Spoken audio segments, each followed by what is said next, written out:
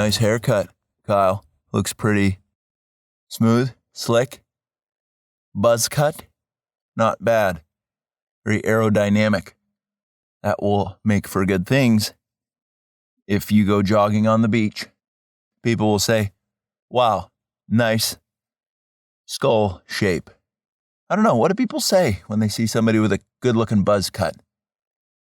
Do they say, that's a political extremist? They wouldn't make that assumption about you.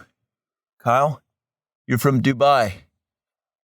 I don't think there's a big right-wing presence in Dubai as far as American political standards. However, summertime, Kyle, I appreciate what you did. You know what? I might even do a buzz cut.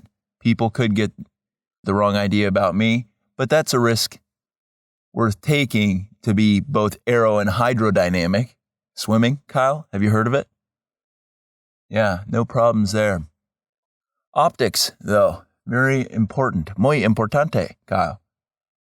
Don't forget that I know Spanish. Don't forget that for a second. DarbyCast, Wildcard Friday. I don't even know, DarbyCast doctors, why I single out Wildcard Friday, because I haven't done any of the other shows in a long time. Monday, sports, Europe, Tuesday, economics Wednesday, politics Thursday. We've managed to just put that all into one whodunit. And if we're being honest with ourselves, with each other, those episodes didn't actually track with the thematic day, did they? Like kind of loosely. Those were the days, right? Maybe we'll get back to that, but we've set the bar pretty high, have we not? With exceptional content. And when I say we, I mean you, the listener, because this doesn't exist without bold, attractive, morally upstanding people like you listening to this and saying, I'm looking forward to this summer despite what's going on, despite knowing some friends and family members who are having some quote unquote mystery health complications, despite the fact that fuel is real kick in the pants, right, Kyle? We're not going to get e-bikes, Kyle. We're not. No, that's for teenagers to upset seniors. Okay. E-bikes. They're all the rage. My folks wouldn't have bought me an e-bike when I was a kid. I live in a high net worth area now, though, and every single child is riding around on an e-bike. Is this going to be an e-bike episode? I don't know. You tell me, Kyle. Right? I see kids on e-bikes. I see fat kids on e-bikes. I'm thinking to myself, quick fix, huh? Just, hey, Clinton. I don't know if they're naming kids Clinton. I bet you there's some parents who are like, I love the Clintons. Let's name our fat kid Clinton. You don't know a kid's going to be fat when a kid's born, though. I don't think. But yeah, e-bikes and fat kids. That's how we're going to start this episode off. Is that where we're going to land? Probably not. Probably not.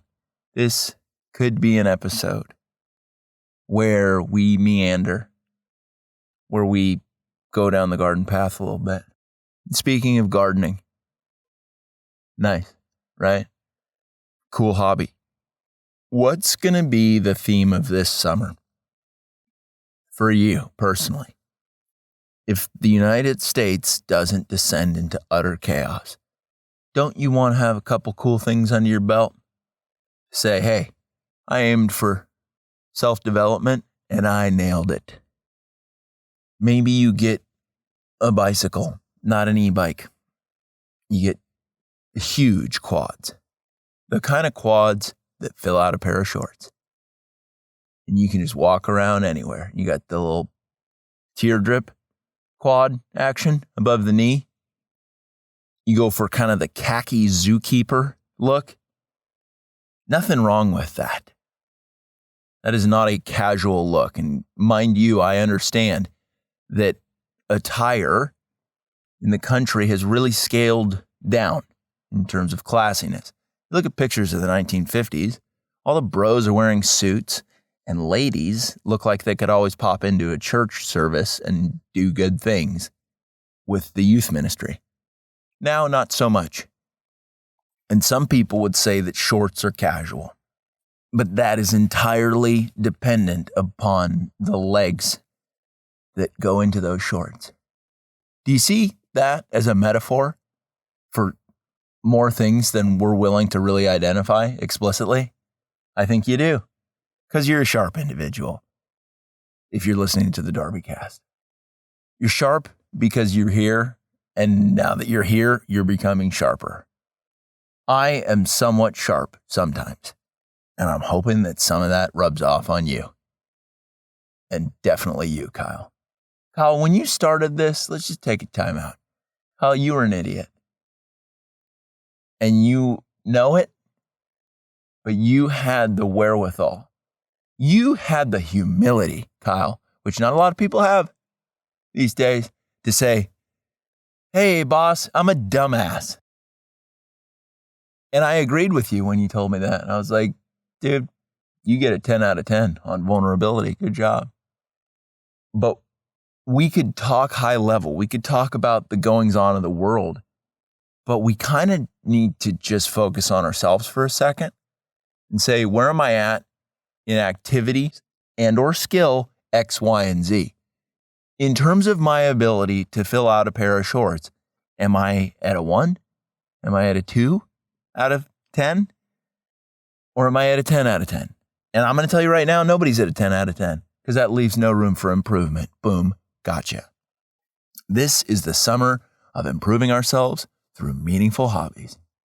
I'm calling it right now. What is the hobby that you've been putting off? Is it playing chess while smoking a cigar in a garden while songbirds fly overhead? Because that might be something worth pursuing. Okay. Go to your local botanical garden. Talk to the head groundskeeper and say, this is where I'm at. I am not that good at chess, not a major tobacco user, and I don't know a ton about birds. And I'm feeling pretty motivated to do something about those things. And you know what that groundskeeper's going to tell you? Come on back here. Come back to the secret garden. You say, what? Secret garden? And if you're a lady listening to this, be wary. Like, don't just get yourself into a precarious situation like that. But if you're a bro, like, by all means, take the groundskeeper up on the offer. Ladies, if the groundskeeper happens to be a lady, I'd say you're safe, unless she's really strong and menacing looking. Right? We've all seen those gals. But fun fact, those big, juicy Helga-looking females have a soft, tender side that is just waiting to be unlocked by friendship. That's it. Okay. What's another activity that might be nice to pursue? Not riding an e-bike. Moving on. What would be another good one? Spike ball down at the beach. Maybe you amplify the spike ball game with a Bluetooth speaker. And you set up a little league. And you get 4 teams of 4. And you have little round robins. And figure out who's king of the sand. Or queen of the sand. Right? Ladies can play spike ball too. I've seen some Division I volleyball chicks who most certainly, if you were wondering, fill out a pair of shorts. My goodness, do they? Playing spike ball on the beach. And that is a sight to behold. And that wasn't their sport of choice. But what did they do? They set their sights on excellence. No stranger to that. Chicks who know how to play volleyball. What amazing people they are. Right? Like, not just in terms of their athleticism, but their character. I could go on about them for a long time. And I don't know if I possess the vocabulary to give them the praise they deserve. Yay, volleyball chicks. Okay. Kyle, consider that the title of the episode is just Yay Volleyball Chicks. This might be a female empowerment episode through hobbies. We need to focus on gals a little bit. Kyle, I feel like a lot of the times I'm talking to the audience and I'm not necessarily saying, hey, ladies, let's make some noise. Let's make some t-shirts, put them in a t-shirt cannon and fire them straight at the ladies to inspire them to not ride e-bikes. I really can't hammer this point home enough. More inappropriate than a child riding an e-bike is an adult female. And obviously the most inappropriate of all of those potential people riding an e-bike is an adult male.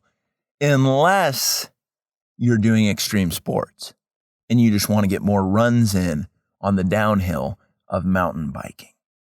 Okay, because you're still going to be working your quads. But if you're just zipping around town on an e-bike, fuck you. Some of the most un-American garbage imaginable. You know how much it would break my heart to see an ex-D1 or D2 female volleyball player zipping around on an e-bike? Gosh, it just wouldn't sit right with me, with you, with anyone who's got 2 cents, nickel of logic and reason. What are the activities that are going to define your summer? Join a philosophy club that happens to have an explicitly Christian bend? What's that? A Bible study. Maybe test that out. Maybe see what happens. How about a couple camping trips this summer? What if you lined that up? What if you said to a friend named Bobby Turner, said, hey, Bobby Turner, what do you say? Camping trip?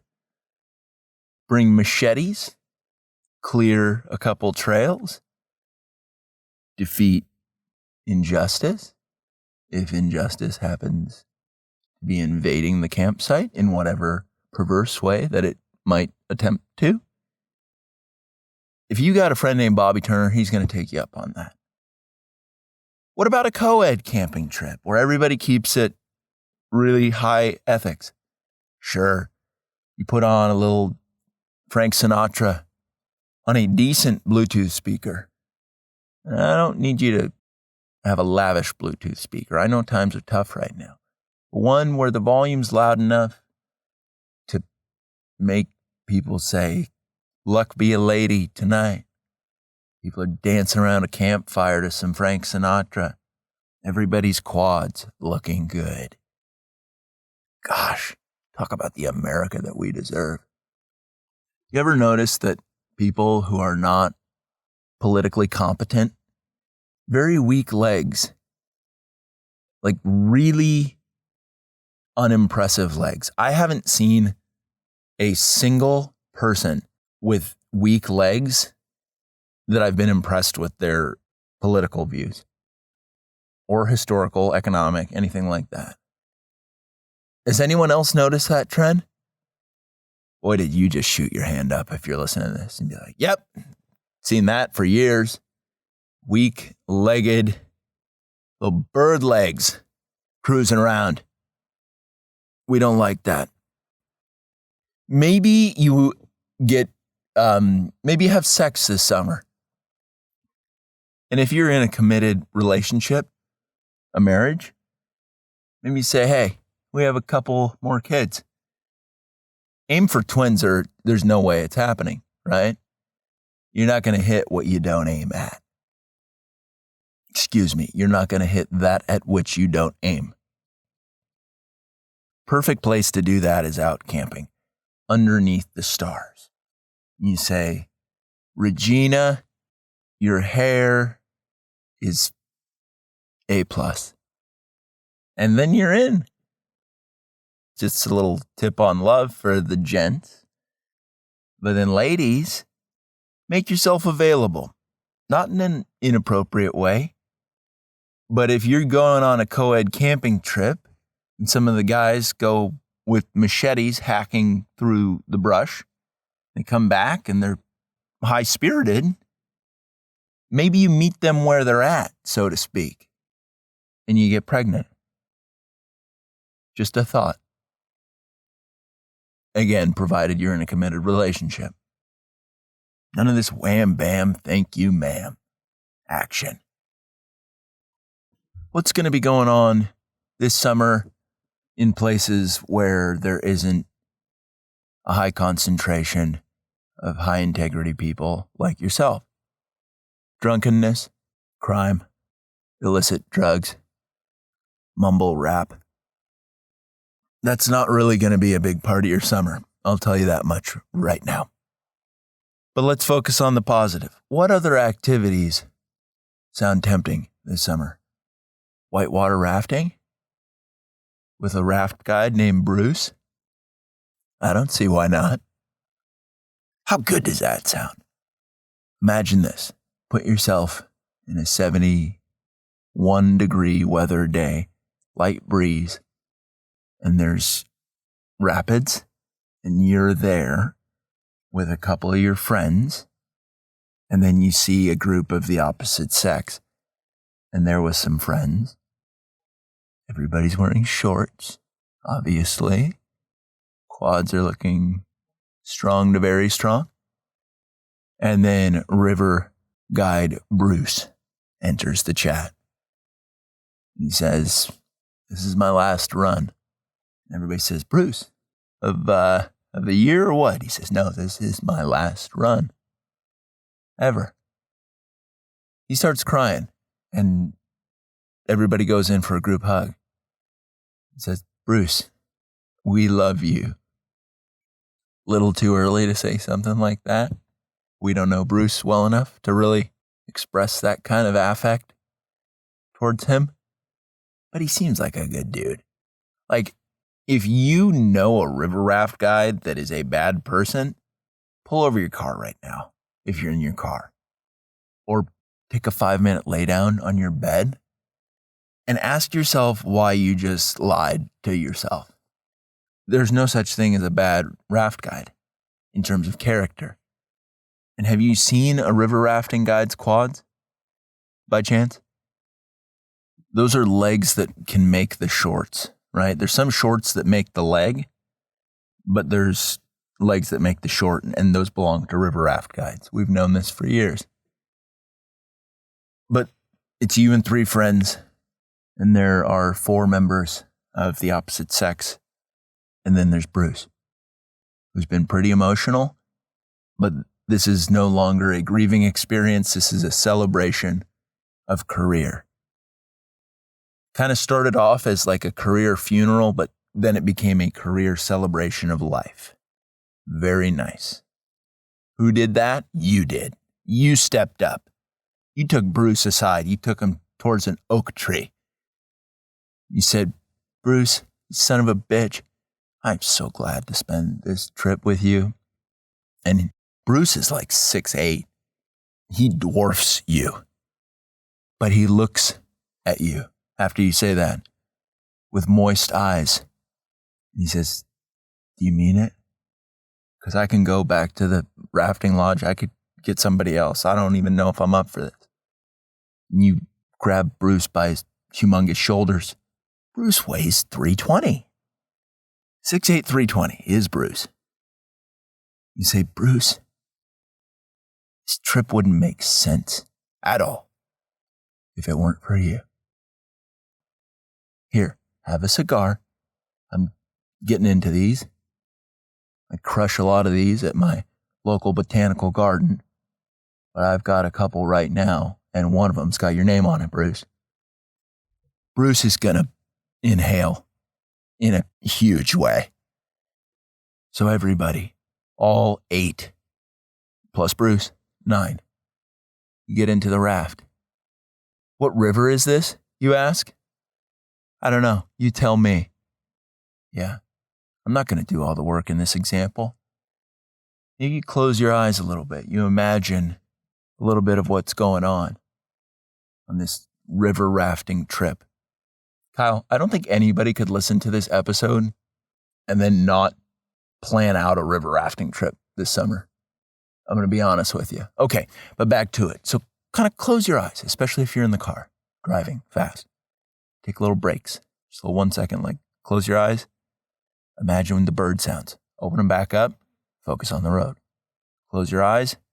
Imagine the cool air banking off the water.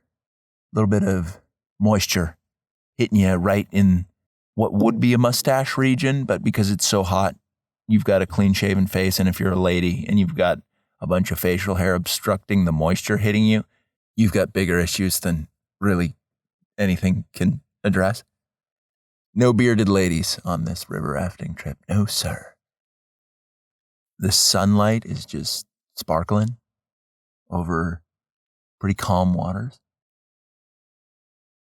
You get all your supplies, pack it in the rafting apparatus. You're about to launch onto the river. Bruce says, "Oh, hold on, guys, hold on." Everybody looks at one another and says, "What's going on?" Bruce sprints back to the raft guide's lodge, and he comes back with a 30-pack of Bud Heavies. We all smile. And he says, "Oh, wait, hold on." And then he goes again into the guide lodge, and he comes back out carrying 2 more 30-packs of industry standard Budweiser B Heavies. Got 90 beers for 9 people, 10 a pop. Bruce looks at all of us, says, "Do you think this is going to be enough?" And you look at Bruce and you say, "Enough for what, Bruce?" And Bruce cracks a smile for the first time all day and says, "Enough to make this one kick-ass last trip." All of a sudden, spirits are elevated. Everybody knows we're having a good time. Nothing like doing a dangerous activity while slightly inebriated with some good friends and a guy named Bruce, who's huge. Bruce would not be the inspirational figure that he is if he were not humongous. Face it, we respect guys who are units. Bruce is a total beast, right? Right, Kyle? So everybody's in the raft. Are you seeing this? All the other activities that I mentioned earlier on this episode, beyond acceptable to pursue. Spike ball, biking, mountain biking, garden chess, right, Kyle? While consuming tobacco. Pipe tobacco would be acceptable as well at a botanical garden. Fun fact, some varieties of bird actually enjoy having a little bit of pipe smoke in their area. Makes them feel calm. Ask any ornithologist that and you're going to find that it's dead on. But you're on the raft. It's you, your crew, and Bruce. And you start down the river and it's pretty lazy to start. Everybody's just kind of getting acquainted. Your half of the whodunit doesn't really know the other half. You both were listeners of the DarbyCast and you found yourself at a really choice river with a really choice raft guide, determined to make this the best trip that he's ever put on. Everyone on board the raft, you obviously, are complete 10s. Okay, 10s don't exist, so you're 9.9s. There. You happy now? So it's 8 9.9s and Bruce, who's a 9.999. And you know it. Something about Bruce. He's in his 60s. He's got a mustache and then stubble going on. Wearing a safari hat that he got on the Amazon. Not the river, but the online supergiant that's having some pretty detrimental effects on the economy in general. But boy, is it convenient, and Bruce knows it. Everybody's wearing their life jackets, and everybody's arms are looking really toned. If you're a lady and you're hearing this, Your arms have never looked better than they do today. If you're a bro and you're listening to this, your arms barely fit in the life jacket. They're just out of control swole. In fact, Bruce even remarks to the guys, how'd you get such massive pipes? Your arms, really good job. And you don't answer because it's like, that's a question that's a compliment that need no answer, right? Bruce doesn't hit on the chicks because he knows that there's going to be a lot of romance happening and he doesn't want to get in the way of it. His wife passed away a number of years ago in a kneeboarding accident. Whew. Not okay. Bruce vowed to never love again. And you see a picture of his wife that he carries around with him in his waterproof wallet because he wants to show you that he's no stranger to puss. And you look at his wife and you're just like, what? Bruce, that's the chick you made your betrothed? What a 10. Bruce looks at you and he says, 10s don't exist. And you look back at him and you say, well, that's what I thought until now. Look at that woman, Bruce. She's on fire. Her looks, I'm sure, were only matched by her character. Bruce smiles, looks up towards the heavens and says, Genevieve, I still think about you. And we all cry a little bit. That is an appropriate time to cry, no matter if you're a guy or a gal. You let a couple go. You let a couple tears go in honor of Genevieve and out of respect for Bruce. But heavies are cracked. People start drinking. Nobody complains because there's nothing to complain about. Just good old-fashioned fun in the sun. Then Bruce says, okay, guys, let me give you a rundown. We got a lot of action ahead of us. This is going to be pretty serious, actually. Bruce has captivated all of our attention. And this is the highest flow this river has been in a couple decades. We had a lot of snow this winter, and so we got a lot of mountain runoff. And that has led to something that is actually pretty special. I've done this river thousands of times.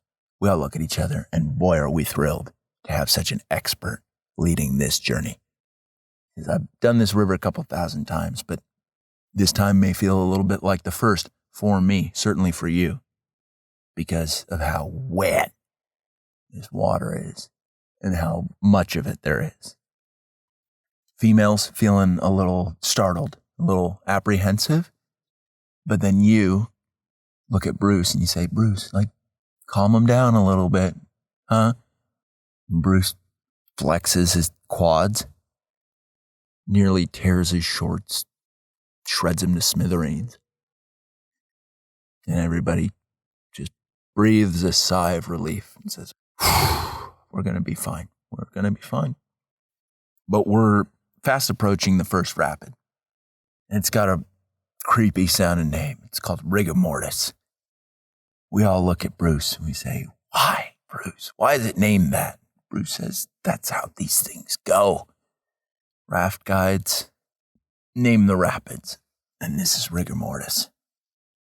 It's a class 3 rapid. And I'm going to need you to go hard in the paint. You look at Bruce and you say, Bruce, did you play a little, play college basketball? Judging by your build, you're a pretty big guy. Bruce says, we can talk about that later. I need you to focus. What a fucking leader, right?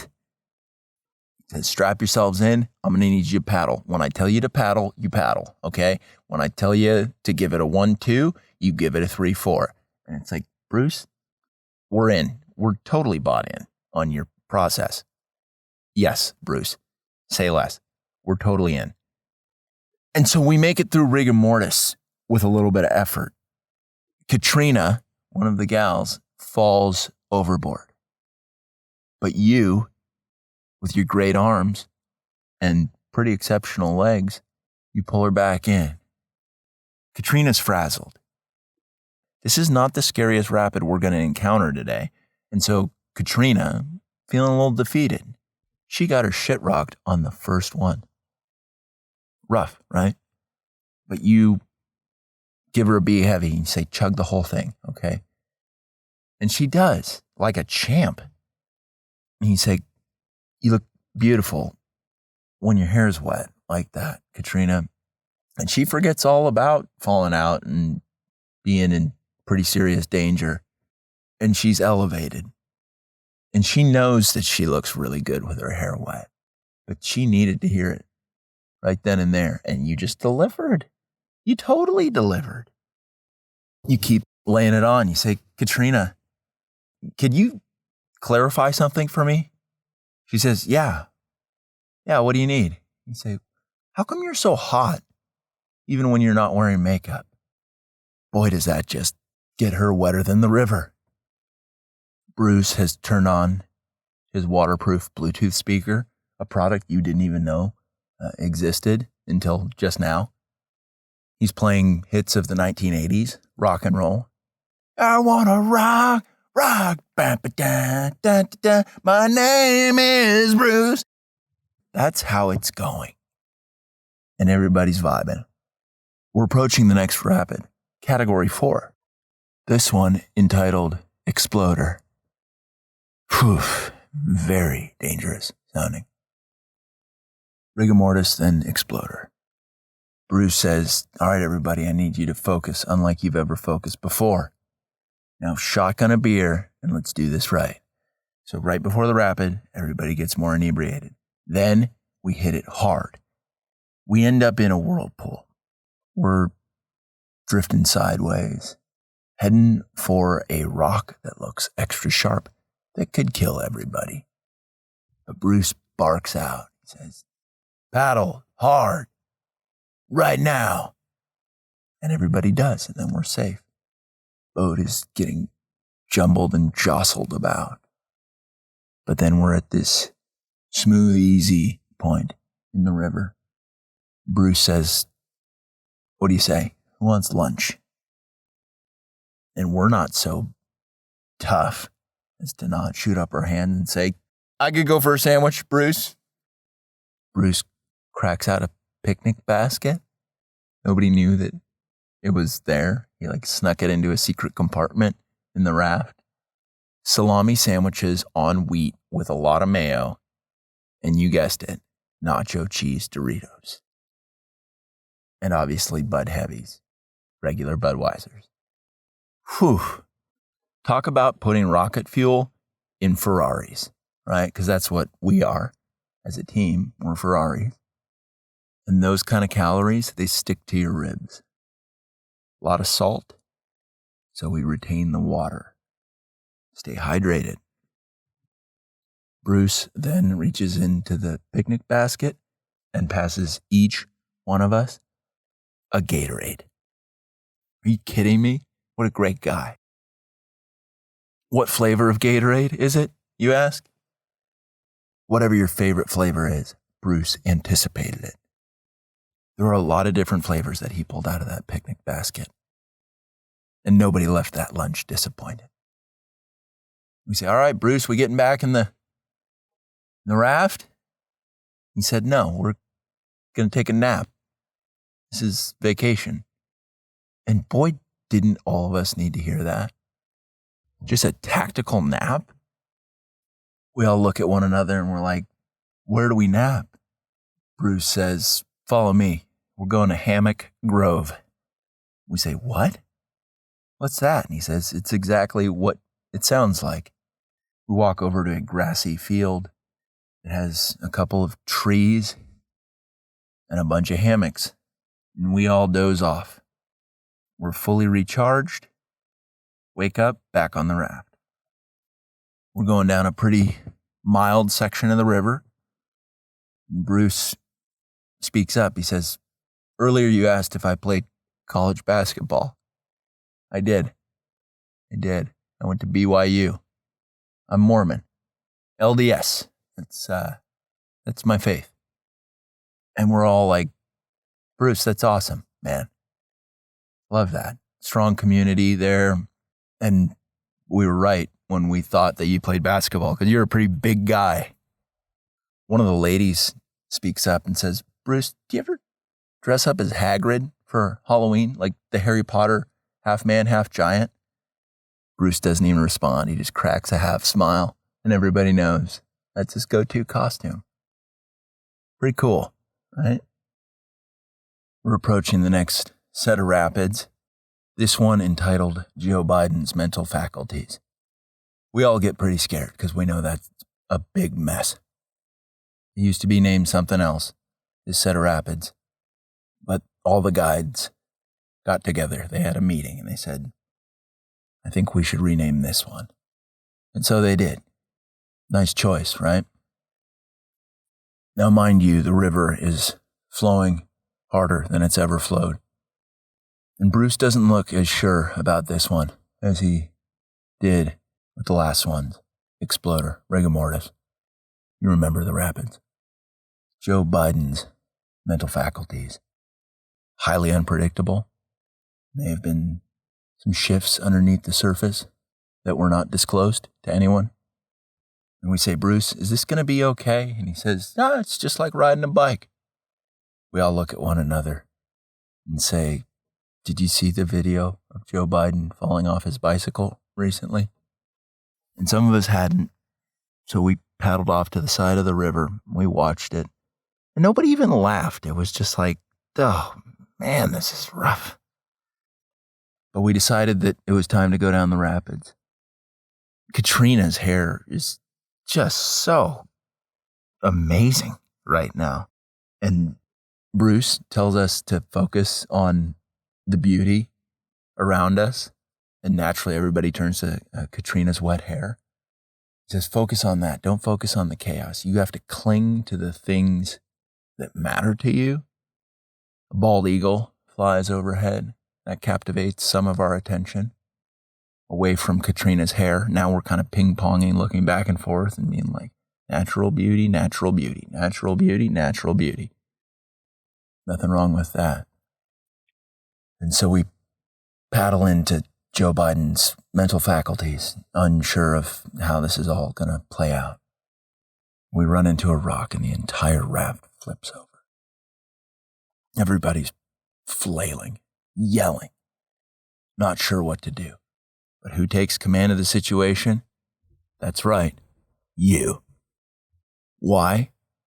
Because Bruce wanted to see your leadership skills in action. Bruce could have came in and cleaned up the whole mess real quick, but he chose not to. He delegated. He delegated to you to see what you would do. You yell into the air. You say, everybody stay calm and hang on to the raft. Raft's flipped over, but it's got ropes on it. Everybody hangs on to the raft, and we just ride that thing out. It is chaotic. It's tumultuous. Our legs get scraped up by massive boulders and crooked tree branches submerged beneath us. It hurts in a pretty big way. But then we make it down into smooth sailing, easy water. Everybody's in the shallow water now, just kind of relaxing, laughing. We invent a drinking game called Find a Bee Heavy floating in the river and drink it. And that goes pretty well for everybody. We're doing a good job. Water's shallow at this point. Dusk is fast approaching. Bruce says, hey, it's time to set up camp. We say, Bruce, a lot of our stuff got wet. And Bruce just throws his head back and he says, think I don't have my gear littered throughout these woods for situations like this? Who do you think I am? A guy not named Bruce? We all look at one another and we say, well, no, that's, okay, yeah, okay. Go on, Bruce. What do you got? Bruce rips out a couple of tents, pitches them real quick. He's got wine. Like, Bruce, you are the best raft guide of all time. You're just prepared for anything. Bruce walks back over to the river, grabs his speaker, A regular speaker would have been pretty busted up by a spill like this, but Bruce's is waterproof. So he takes it out and he puts a song on. The Life is a highway. And that just feels so good. Everybody starts dancing. The couples pair off. You end up pairing off with the individual that you found most attractive. It was just a match made in heaven. How about that? Your dream girl or your dream guy, depending on who you are listening to this, you just landed it with them.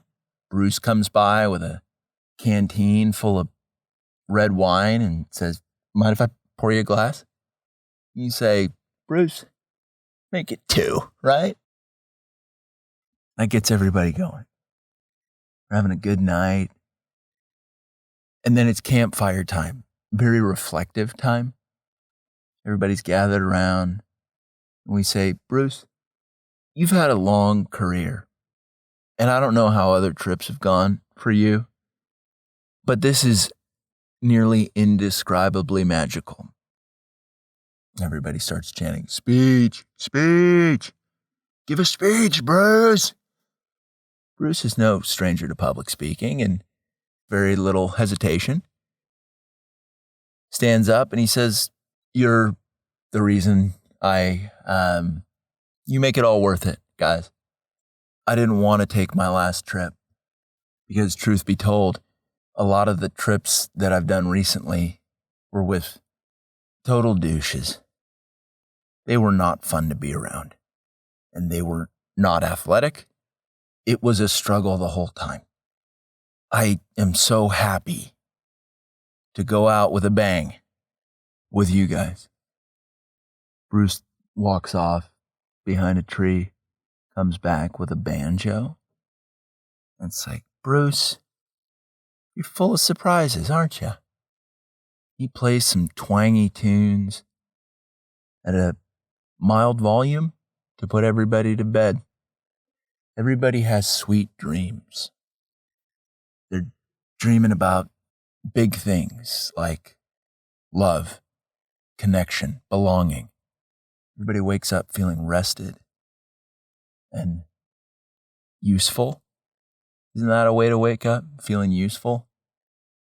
Not a lot of people can say that that's one of the first feelings that pops into their body upon waking up.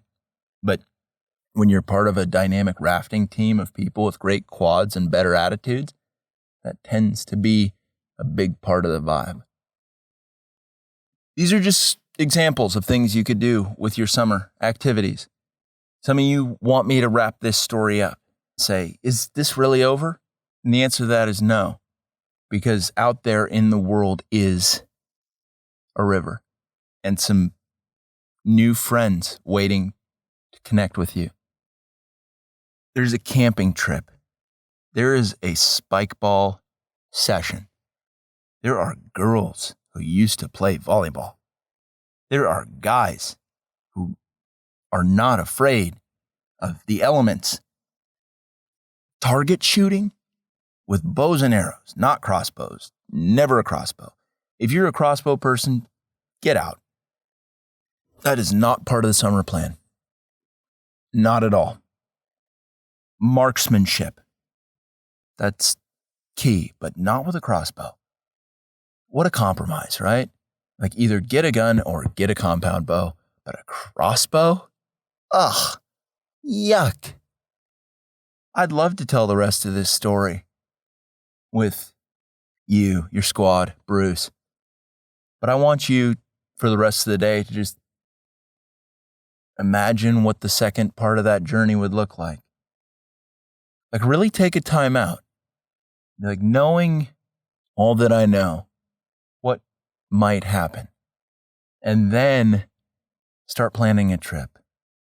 That's what I want for you this summer, is a fun outdoor adventure that has a lot of friendship involved. Why not? That's DarbyCast. That's Wildcard Friday. You enjoy yourself.